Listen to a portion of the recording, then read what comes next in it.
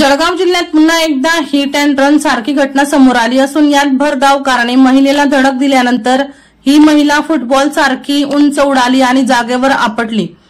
या अपघातात महिला गंभीर जखमी झाल्या असून महिलेला ठोकर मारल्यानंतर मात्र कार सुसाट वेगाने पुढे निघून गेली आणि पलटी झाली। या अपघातातील सीसीटीव्ही फुटेज समोर आले असून अंगाचा थरकाप उडेल असा व्हिडिओ सोशल मीडियावर वेगाने व्हायरल होत आहे।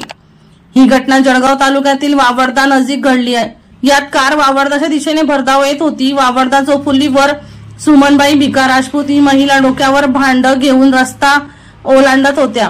रस्ता पूर्ण खाली होता पण एक दोन जण रस्त्यावरून वावरत होते। तितक्यात एक बाईक आली। ही महिला रस्ता ओलांडत असताना भरधाव वेगाने एक कार समोरून आली। ही कार अनियंत्रित झाली होती। रस्त्याच्या कडेला असलेल्या सुमनबाईंना या कारने जोराची धडक दिली। ही धडक एवढी मोठी होती की सुमनबाई फुटबॉल सारख्या उडाल्या आणि खाली कोसळल्या। या भीषण अपघातात सुमनबाई गंभीर जखमी झाल्या असून त्यांच्यावर रुग्णालयात उपचार सुरू आहे। ही कार एवढ्यावरच थांबली नाही, कारने एका दुचाकी स्वाराला धडक दिली आणि पुढे जाऊन उलटली। यात कारमधील तिघे आणि इतर 2 जण असे 5ही जण जखमी झाले आहेत। या सर्वांवर जळगावच्या रुग्णालयात उपचार सुरू आहेत। दीपक राठोड यांचा रिपोर्ट DR न्यूज जळगाव।